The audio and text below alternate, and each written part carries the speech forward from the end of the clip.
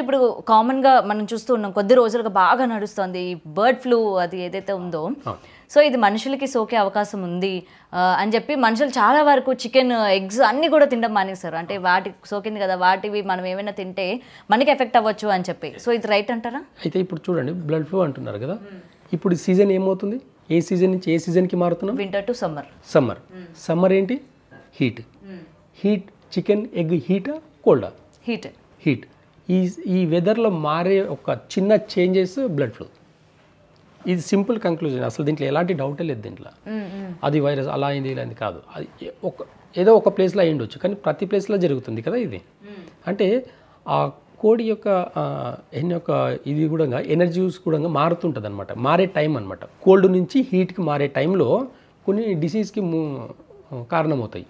ఆ డిసీజ్కి తగిన మనం చికెన్ తినడం వల్ల, ఎగ్స్ తినడం వల్ల కూడా ప్రాబ్లమ్స్ వస్తున్నాయి. దీన్ని అవాయిడ్ చేయడం ఏంటంటే, ఈ కొన్ని రోజులు అవాయిడ్ చేస్తే సరిపోతుంది.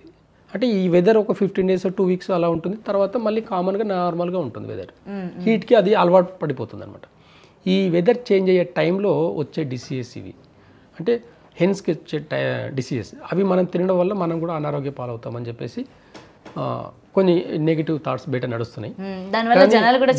చాలా కంగారు పడిపోతున్నారు. ఇది సింపుల్గా వెదర్ చేంజెస్ జరిగే వల్ల వచ్చేదే తప్ప పెద్దగా ఏం కాదు.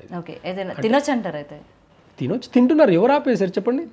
వెళ్ళండి, ఇప్పుడు ఏ హోటల్స్కైనా వెళ్ళండి, అందరూ నాన్ వెజ్ ఫస్ట్ ప్రిఫరెన్స్ ఇచ్చేది నాన్ వెజ్కే ఇస్తున్నారు కదా, తింటున్నారు అందరు కూడా, ఎవరు ఆపలేదు.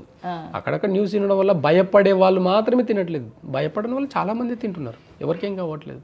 ఓకే. సో ఏదైనా భయపడే వాళ్ళకు తొందరగా డిసీజ్ వస్తుంది, భయపడకుండా ఉంటే ఓకే.